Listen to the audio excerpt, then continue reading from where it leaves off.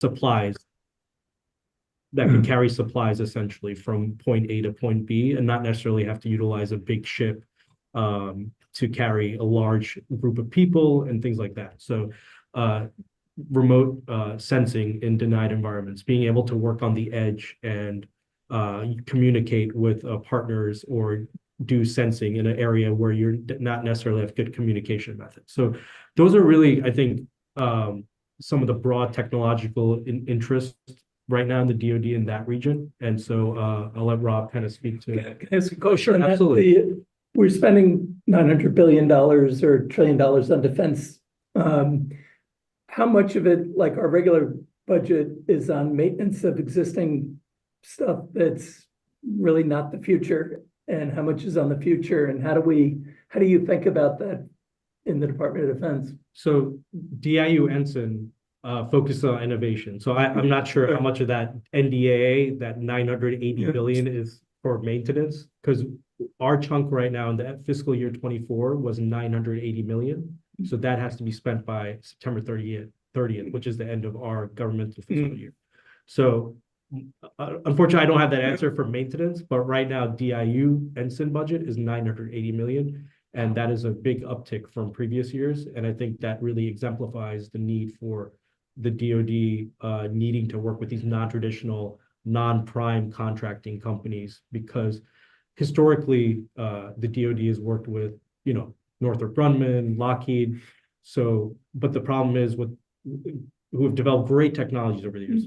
The problem is their supply chains are tied up with multiple suppliers. So if you build a F-35, if you build a tank, they don't build it. They bring in hundreds and hundreds of suppliers. So I think as of, the origination of DIU was 2014 under Secretary of Defense Ash Carter. It was initially titled DIU-X, which is experimental. And so that has manifested into what it is currently. But the idea was to bring in these startups, these non-traditional companies, and like the Andurils, like the Palantirs, like these kind of companies, and use their technologies that do not have wide supply chains, that can scale rapidly, that can develop technologies quickly and integrate them in a secure manner into the DoD. Because they're not spread out all over. They're not tied down. They're better security for you as well. Yes. And better control for the government. Exactly. Interesting. So is the starting point, and you mentioned, Rob, that China's not ready militarily. I'm pretty sure we're not ready militarily either for a third conflict. So, and what gives, I guess, is the question. It depends on the timing. Obviously cannot speak on behalf of DoD, but here's a little bit of color coming from the Chinese side, and just to set the stage for those who were not here for the deep dive. I think like 9 months ago. A little bit of my background. I'm not like a geopolitical expert per se. My job is to run an investment shop. And we do have a lot of tech and semiconductor exposure, and that's why we spend quite a bit of time, analyzing the Taiwan Strait situation, because Taiwan is such a hub for global semiconductor industry. Also Japan and Korea in the same region.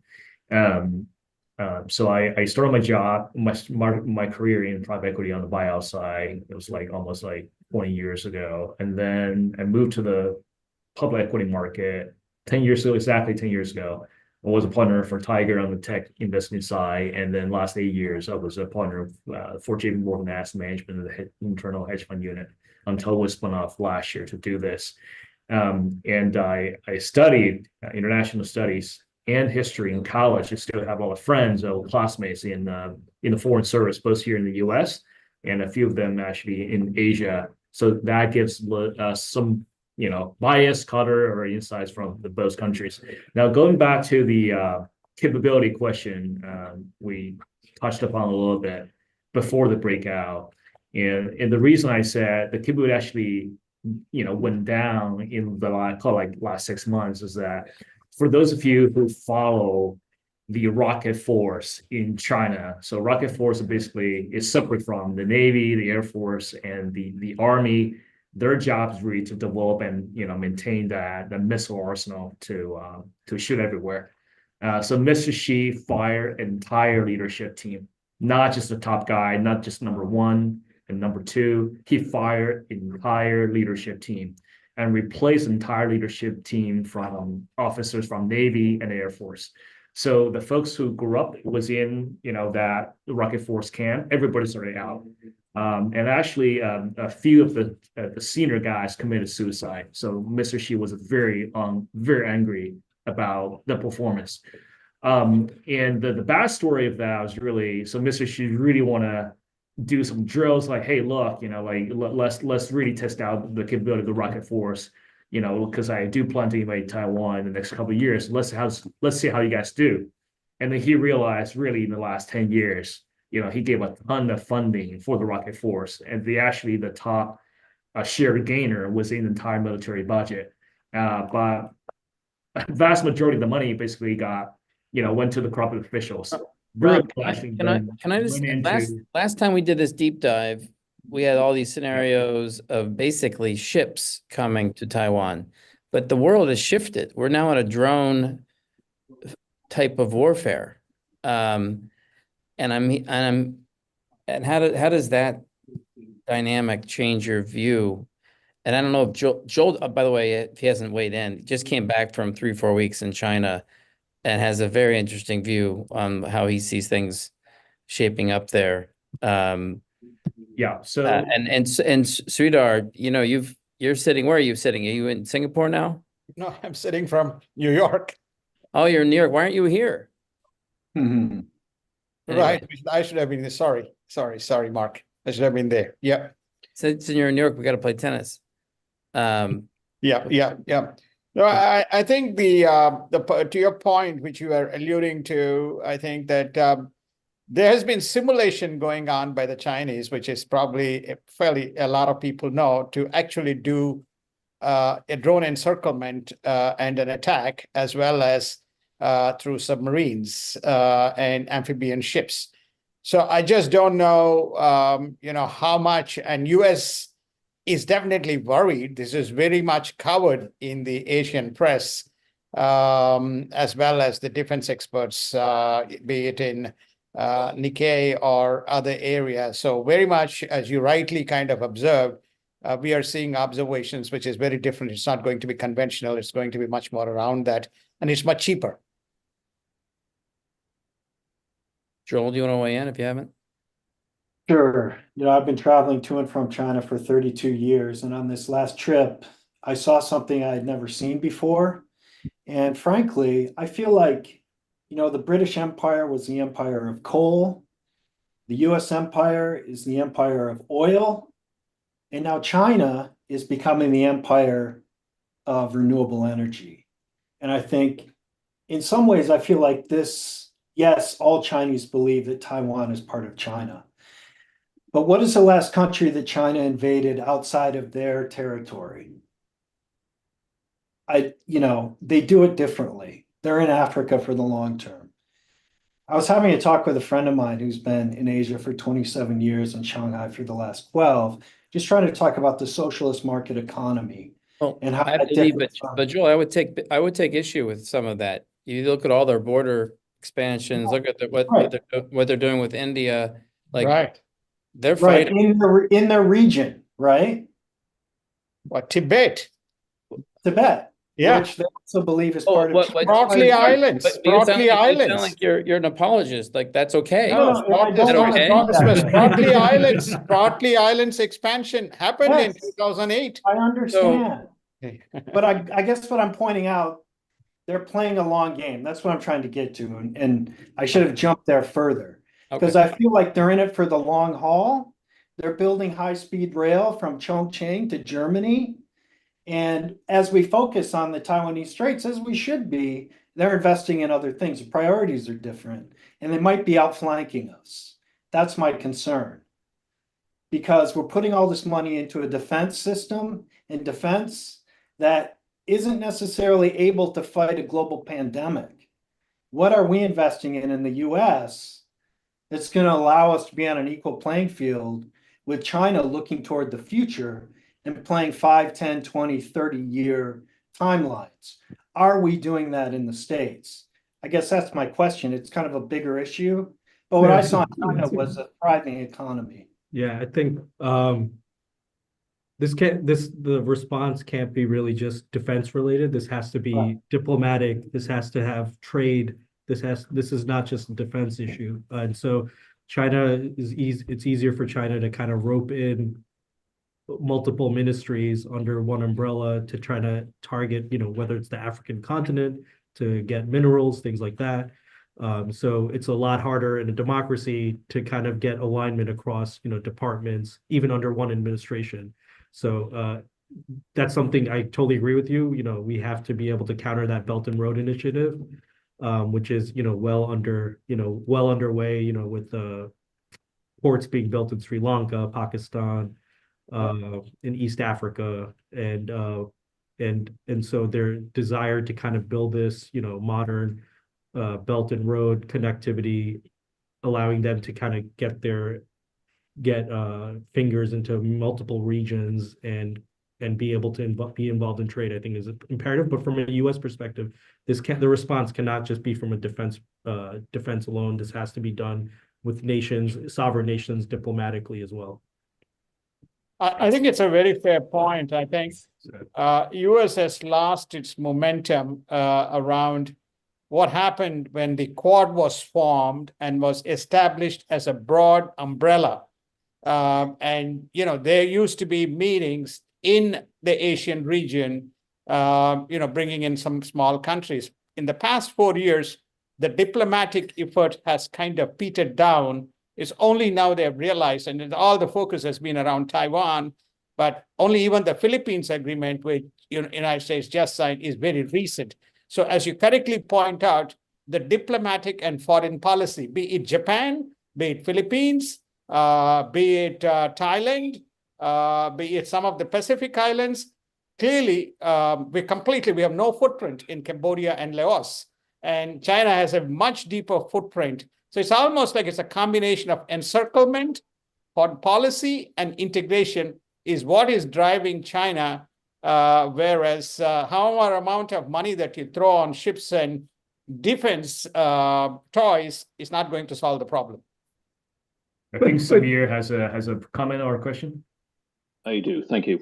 So I think the matter is much simpler than this. I mean, it's just there are all these big concepts floating around, but fundamentally, like China has focused on economic policy. We focus on war. That's it. It's as simple as that.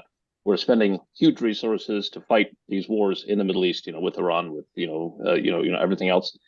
We just dropped the ball in terms of Asia, right? So China did exactly what any smart nation today should be doing, what India is attempting to do, but India doesn't have nearly the chops that China does.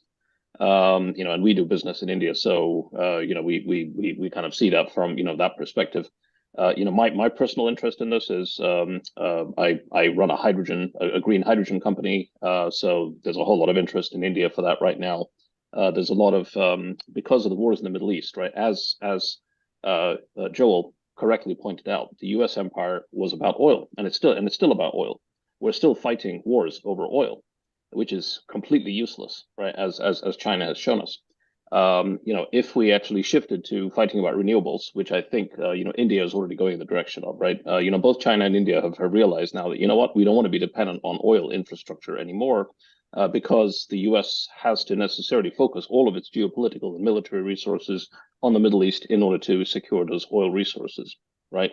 And part of the fight with Russia is about oil as well, and so on and so forth. So the point being that, let's say, once China and India start moving in the direction of the hydrogen economy and other like renewables a lot more, you reduce that dependency. The reason that the U.S. won World War II in the Pacific is no secret.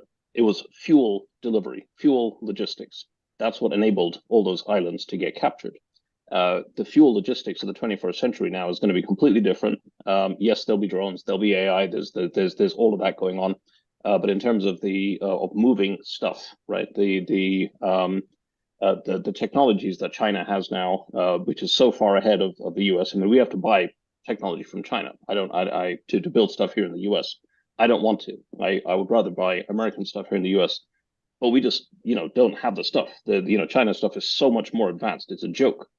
We have to do all kinds of things to get around the tariffs and so on and so forth. So I'd say that what I'm encouraged by, right, is with the US, no one quite knows what's going to happen now, after November, so on and so forth, whether we're going to continue to focus on oil and gas.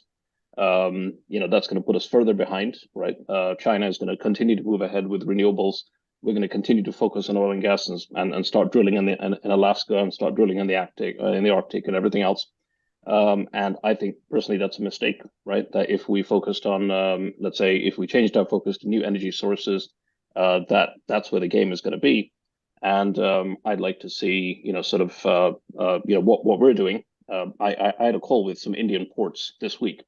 And they're gung ho. They're all for it because they realize the geopolitical implications, right? That once you kind of decouple, you start generating your own energies, particularly renewable energy.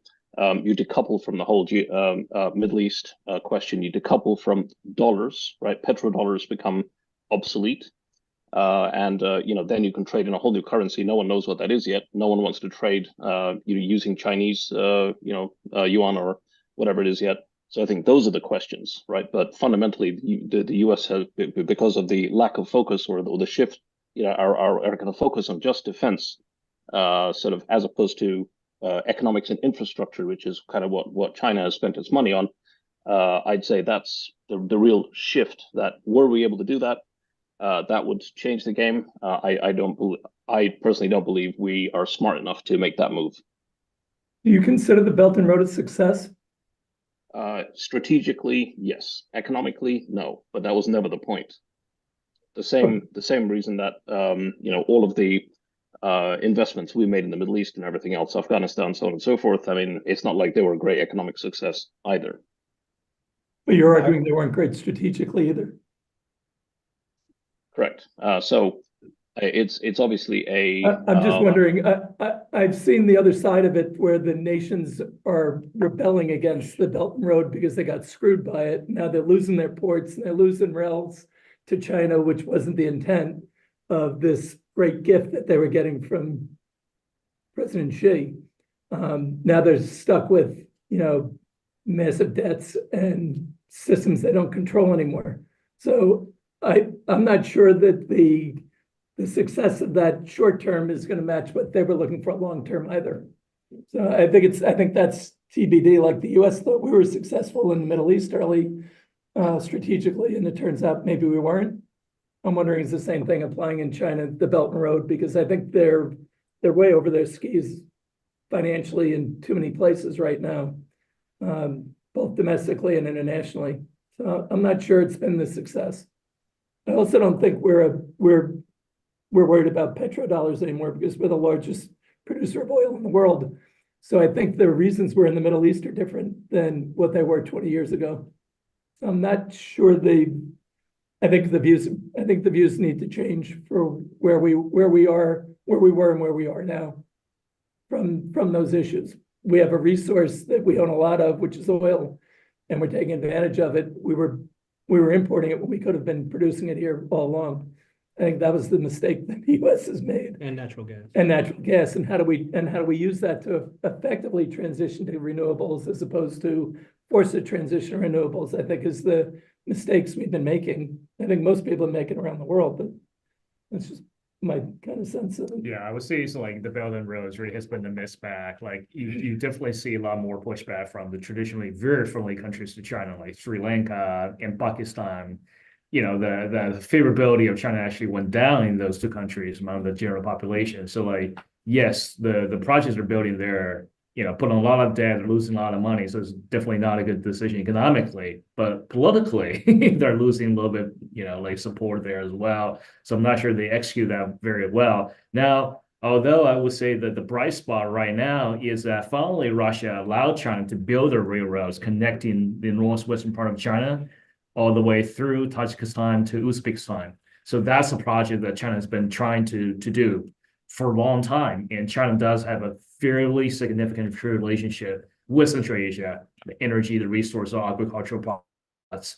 And Russia has always been the blocking, trying to block that road because Russia doesn't want China to really build that presence in Central Asia, right? Because Russia still views Central Asia as their garden, their backyard.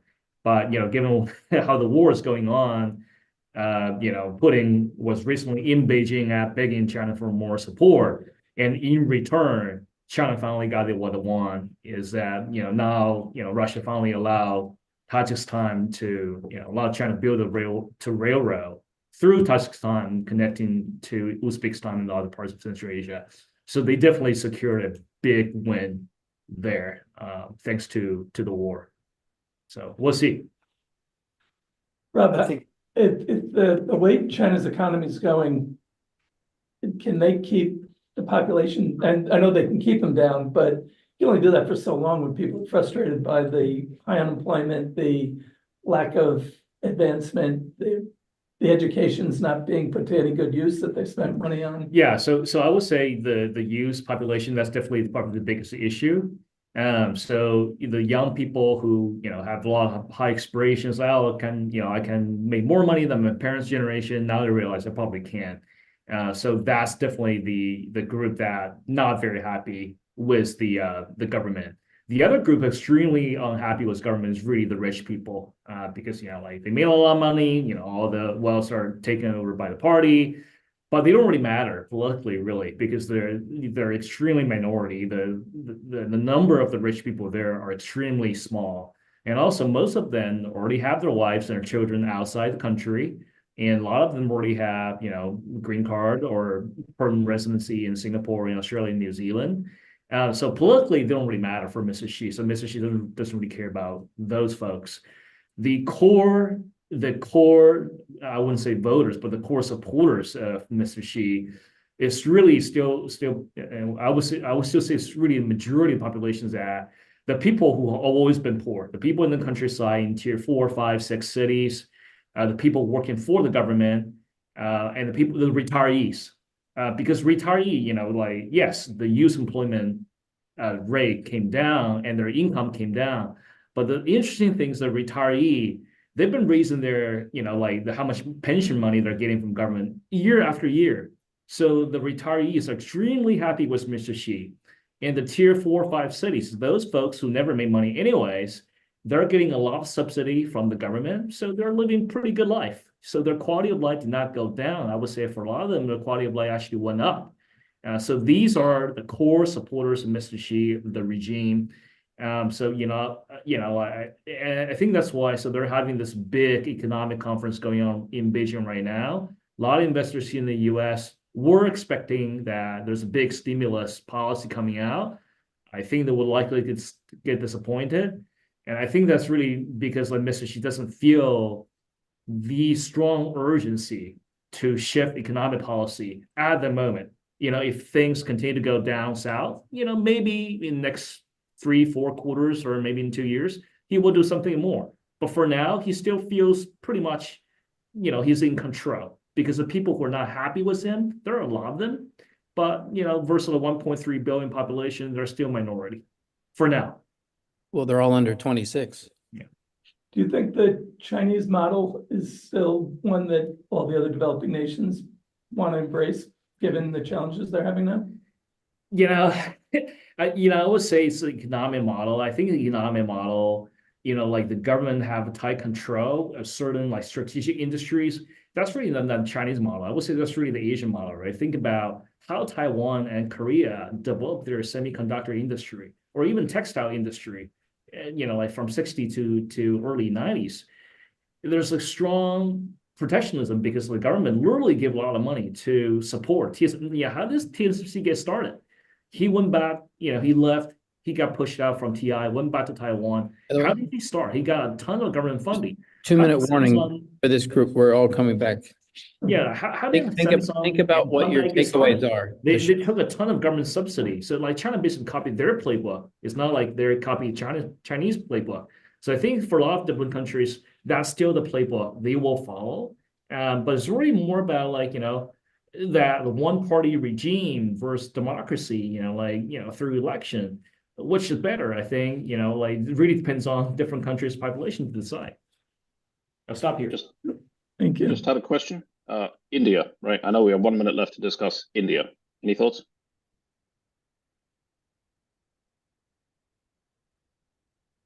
I guess just from a DD perspective, we're definitely engaging more with India, because of their, border issues and other issues with, China. So I think, they have a common theme there at play, but, yeah, I think, overall cooperation is increasing.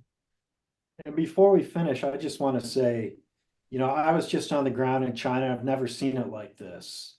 And the opportunity for entrepreneurialism in the economy was so vibrant. People can exchange, there is no cash. There are no credit cards. It's all Weixin or Alipay.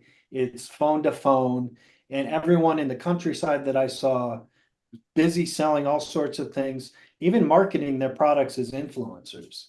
So it's very dynamic. And so what we see from the outside seemed very different to me on the inside.